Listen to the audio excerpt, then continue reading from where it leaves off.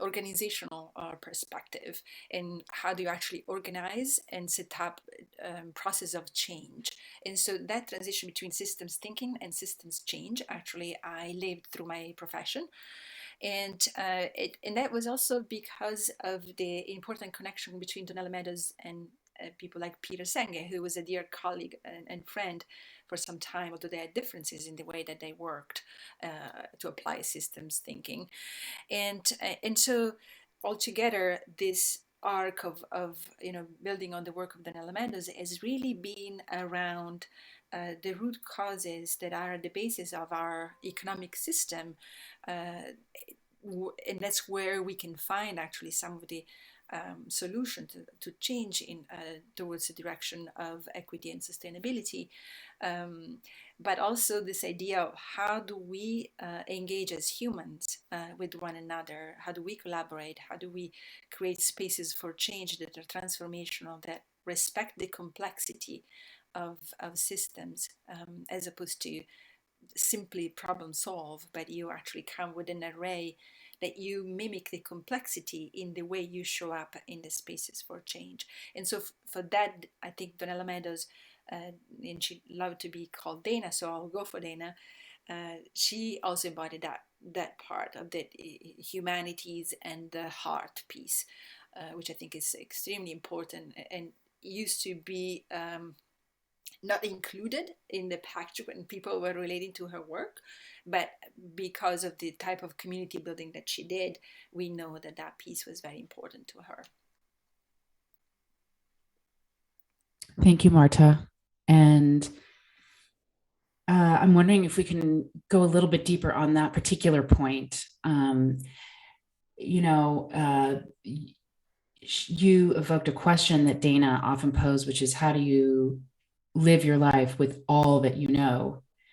And so I'm wondering if you could go a little bit deeper with us on that point. Yeah, thank you. All the good questions give me shivers, so I just got a little bit. Yeah, so thank you for that. I think Dana Meadows was someone who actually did not see a distinction between like work life and life, and so she constantly tried to integrate what she was learning into the work, but also embodying the change that she wanted to see. You can imagine, or let's just imagine this: we are 50 years after the publication of Limits to Growth. There's this brilliant team of young scientists, of which then she is the lead author of Limits to Growth, and they see through the simulation work, the first global model, if you will, that looks at the question of what happens if population and the industrial system continues to grow exponentially as it had been for decades. What is the future of humankind? Is that even possible? What are the consequences of doing that without checking these growth processes? And so their model was consistently producing collapse, meaning that within 100 years of when they started to model, we would see a decline in population and in industrial capacity if the policies were not going to be changed significantly. And so we are approaching kind of to the time frame of the model, if you will, and there's a lot of different caveats around the modeling piece, but that's not of importance right now here. What I think is important is for the conversation is that this team actually saw repeatedly the model producing an outcome that nobody really wants.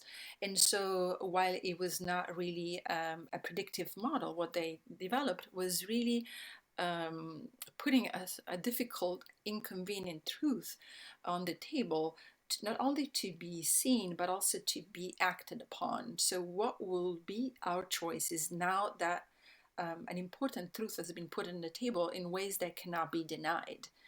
And so, and, and so one of the first consequences of that, of putting that truth on the table, was really for the members of the team to live their lives in a purposeful way, in alignment with what they had seen. And for Dana Meadows, that meant dedicating her life to teaching, for example, around sustainability, to creating communities and demonstration sites like Cobb Hill, the farm and intentional community that she created not far from where I live, 30 minutes south of here, um, that demonstrated how you can live intentionally and sustainably on the land.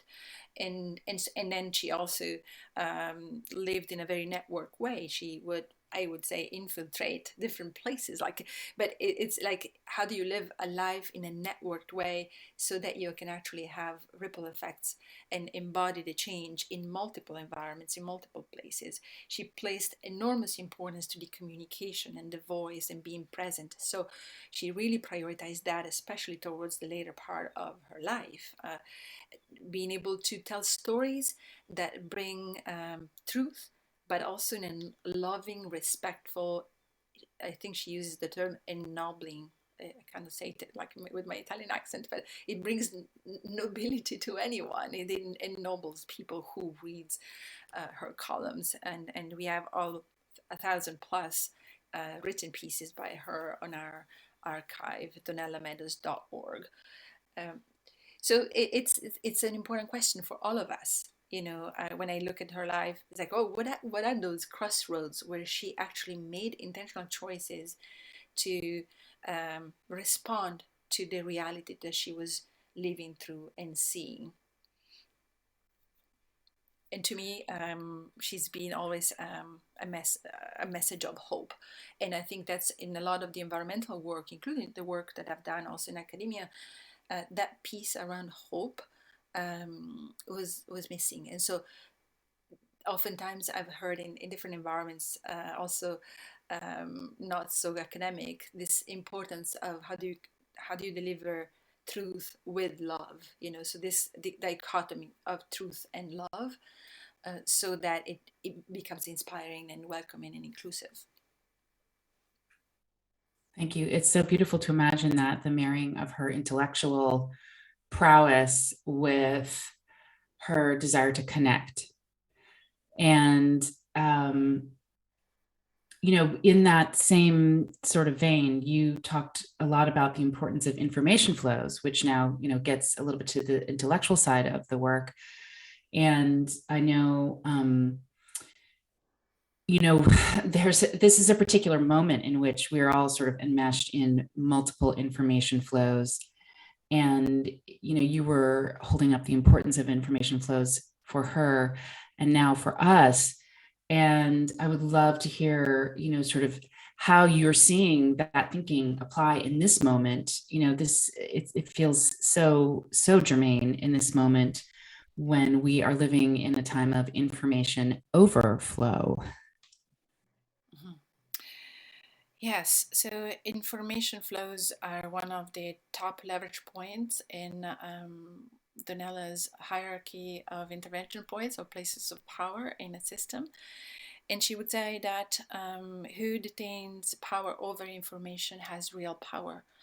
And it's not just information as we are seeing, for example, in the media, or whether, like in the terrible moment that we are living in, the crisis in Ukraine, oftentimes people have said that this is a war around information flows, or the narrative.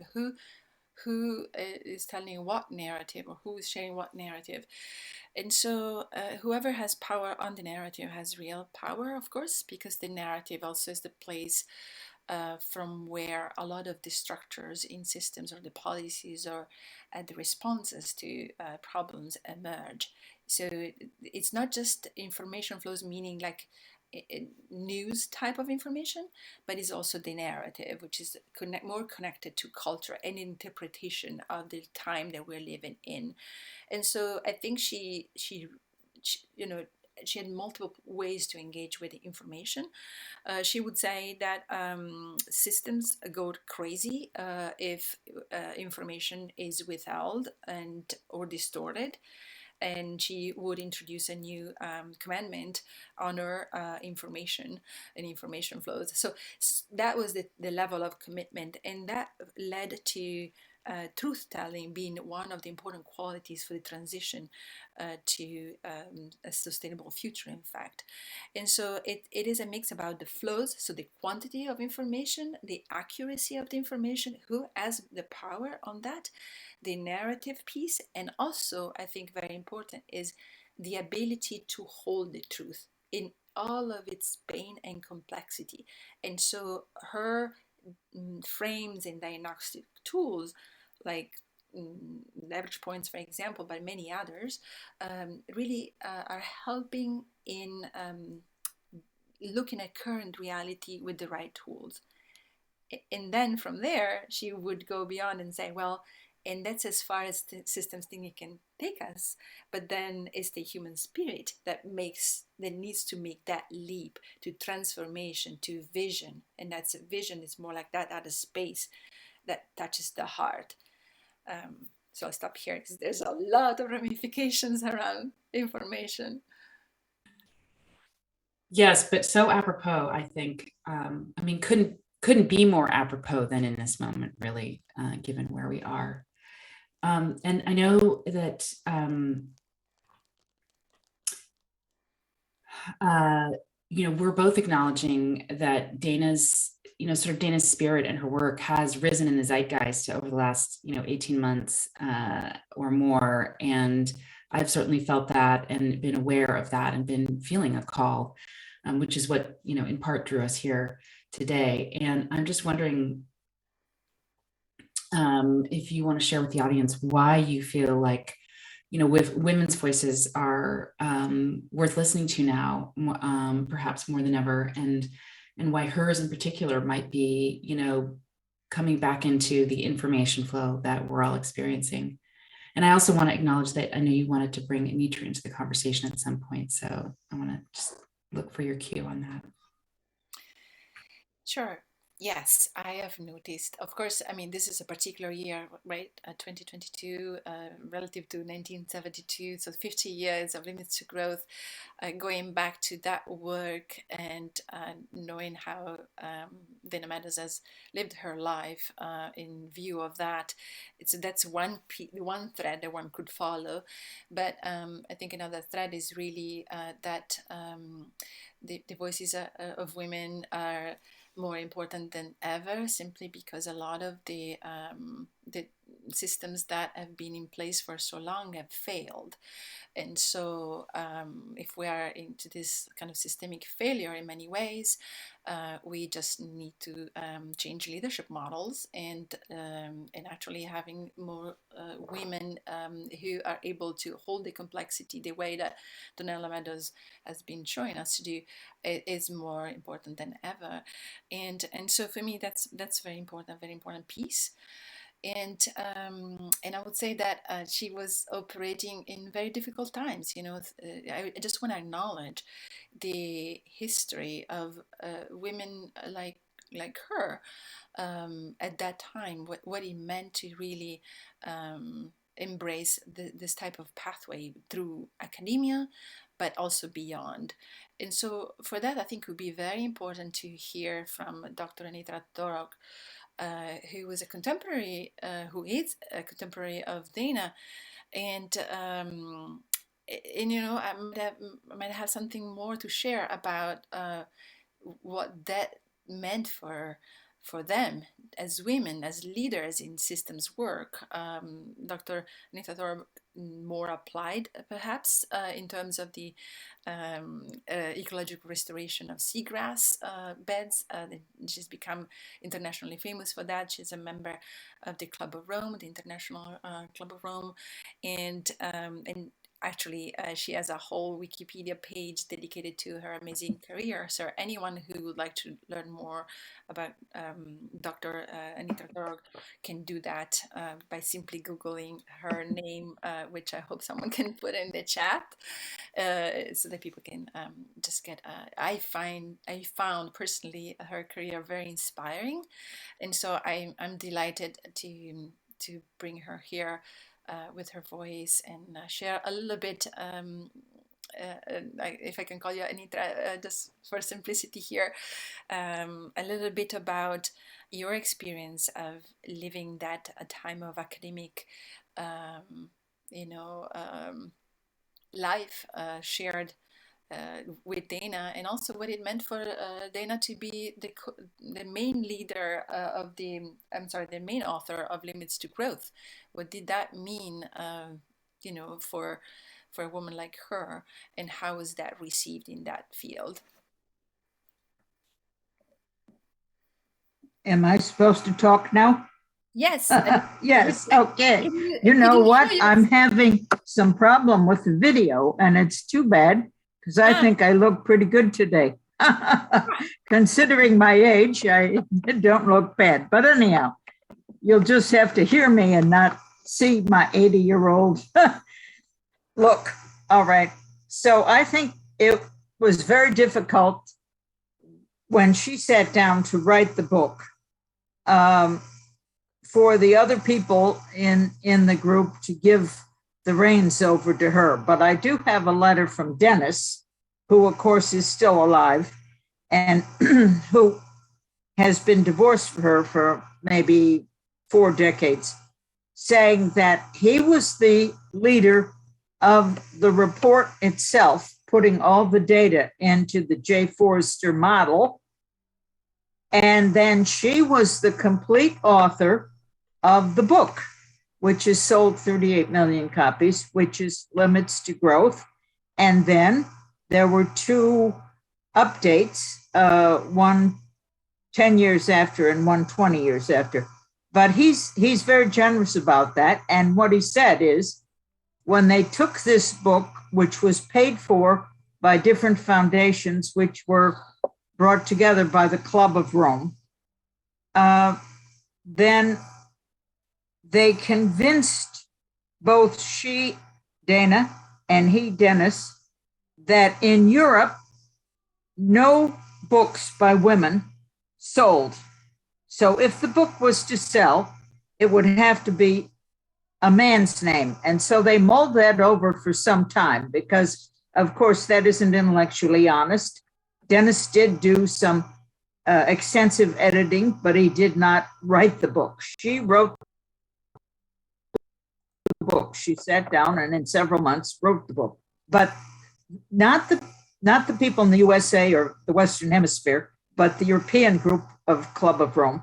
And I have to tell you, as a side note, that there were only 2 women for the first 30 years of the Club of Rome. And they were Elizabeth Mann Borghese, the daughter of Thomas Mann, the famous author, and a nun from Rome, where the first meeting was held, Eleonora Mancini, who was the head of Futures in the Vatican. All right, so they published the book, and of course it sold 38 million copies, and it was published in multiple languages. And then when they went and made the presentation, they made the presentation together. But the Club of Rome never invited Dana to become a member, which I remind them continually, and from as a female from the United States, because when we started our USA Club of Rome, Hazel Henderson, the author of many books, Solar Politics, etc., said, I will only come in if 50% of the members are women.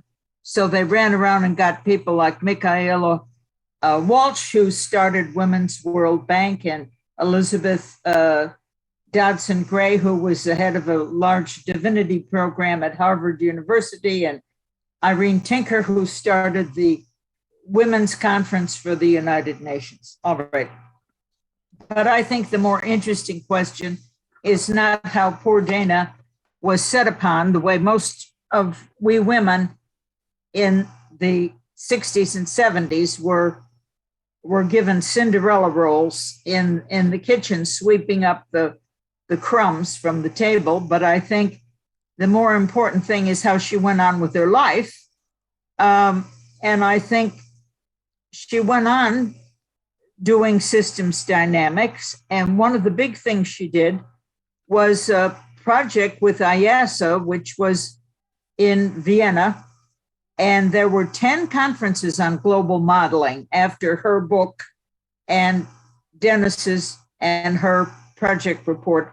And that culminated in a very interesting title, Groping in the Dark, where she, John Richardson, and Gerhard Bruckmann, who was leading IASA modeling, compared and brought together the modelers. And John has told me that they did that so the modelers wouldn't continue to squabble with one another, because Dana always had this ability to bring warring or feuding people together and make some common sense out of their mutual goals. At any rate, you may find Groping in the Dark an interesting book to read about the models and what each one of them did. And then, of course, she went on to do the Global Citizen papers, and Dancing with Systems is one of the really wonderful, short, simple, straight to the point, where she spoke to the public, which I think is one of her greatest attributes. She was able to bring very complicated things down to the level of every man, so that somebody walking down the street could understand what she was talking about and how that was relevant to their life. But of course, then she made a pivot after having made the Sustainability Institute, which Marta is at, and which has been the Dana Meadows Institute, as well as several other iterations. And she and Dennis got together again, where she was the idea generator and he was the organizer, in the Balatron Institute, which is named for a lake in Hungary, where she stimulated a group during the Cold War of East and West modelers who were able to get together and merge their scientific. It's a pity she was taken so early from us. And I do think she tried to live the life that she had talked about, a life of simplicity, a life free of carbon footprints, a life. She had no children, of course. It's very important, because our other member, Anne Ehrlich, with her husband, Paul Ehrlich, had written The Population Bomb, and everybody was very, very concerned about population problem. So in that, she walked her talk, but she walked her talk in everything, I think. And Michaela Walsh and Anne Ehrlich and myself and many other people also precluded the joys of family, because we felt that that was very important for the whole footprint of the world. And indeed, we've come from 2 billion to 9 billion and going onward. And I'm now working with a group in South Africa with our new president of the Club of Rome, Mampela Rimpela, who was one of the Black consciousness people who was able to shift in South Africa from the apartheid system to a more democratic kind of government. And they have a system of training young women, who are one of the big problems of students not getting trained, because they drop out because they have all kinds of pregnancies, unwanted, but forced on them. So Anitra, I have to yes. stop you here. This is so fascinating that I hate to do this, but thank you for that, for bringing that perspective also of the women in South Africa. That's so important. But I think you're pointing to something very important here, which is how do we work across different perspectives, you know, like in modeling, or you were just mentioning the balloting group, that this initial spirit of the reason why it was formed. And I think that's an important piece where we wanted to go next. So I just wanted to thank you, Anitra, so much for your perspective. And I think this is, you know, I would love to think that your experience is still accessible in the future. This is just the first time that we meet here collectively, and this is just the beginning. So I hope we stay tuned for the next opportunities to engage. But thank you so much, Anitra, for this important contribution here. Yes, thank you so much, Anitra. And we do look forward to hearing from you again and hopefully being in conversation with you throughout the series. Um, so we're going to wrap up fairly soon. I have just a couple of more questions for Marta, and we'll be going into breakout rooms. And Carolina will offer us the prompt for that experience, or Carolina and Felicia, I think both are going to guide us into the breakout experience. But as we wrap up, Marta, I just want to, of course, thank you, and thank you for bringing introducing Anitra's voice into the conversation. So important. One of the things that has brought us together, the three of us, Felicia, Carolina, and myself, to work together was this idea of how might we invite the systems field into greater collaboration. And if we think about that, how do we possess a certain way of being and awareness that would allow us as humanity to continue to sort of nest ourselves more generatively inside of the systems that we're operating in at the local, state, national, global level. And so I would love to hear some reflections from you on perhaps the challenges and the opportunities of being in systems and connecting and collaborating in systems. Yeah, so there's multiple ways to respond to this, and I think it would be awesome to have that conversation. So I hope that is a piece of the conversation we're going to have. But to me, there's one important piece that I'm personally invested in is really the question of how do you create spaces for change. So how do we convene spaces where we can actually have authentic conversations around the change that we want to live. And so I tend to, for example, be part of different change initiatives, and I'm not always able to bring the systems lens like explicitly. So one question is like, okay,